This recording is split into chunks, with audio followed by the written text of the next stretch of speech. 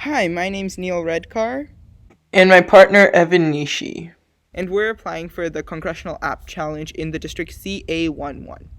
Today we'll be talking about our app that we made called HabitBot.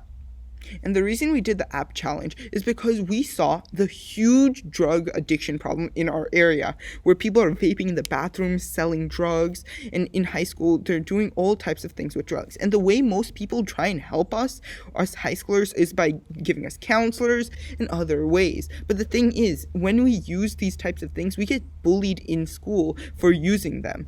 And this is why we created HabitBot. HabitBot is an app where high schoolers can talk to a chatbot without actually talking to a human being.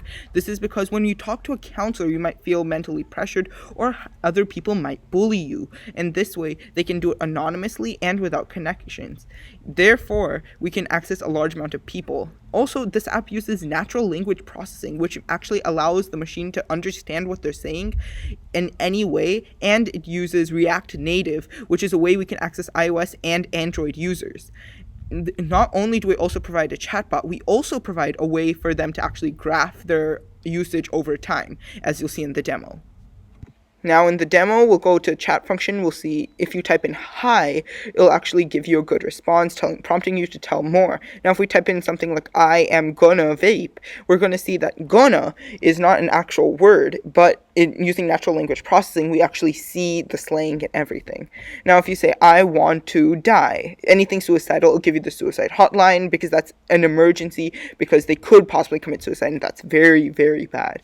Then for example, if we talk about I am lonely, for any problem, even other than addiction, it has prepared responses for almost any scenario. Then if we go into I'm this good stuff, for example, I am going cold turkey on vaping, that it sees cold turkey as a way to stop, because using machine learning, then it'll actually stop. Now going on to the graphing, you can graph many different ways. For example, you can set 0, then you can go 5, and it'll graph all your things. These can be values of how many milligrams of drugs you've taken, how many hours you've watched a TV show, so you can see and over time check if it's lowered, if it's gone higher, and then try and lower it as low as possible, and it'll graph it for you, and it's a very good way to check everything.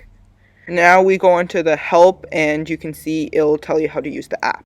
Going on to the API that we wrote, this actually lives in the cloud, where we wrote a machine learning script that actually takes in the text that the user inputs and gives the response. And this is the actual app where we actually send the request to the API and get the response back to display them. Thanks for listening.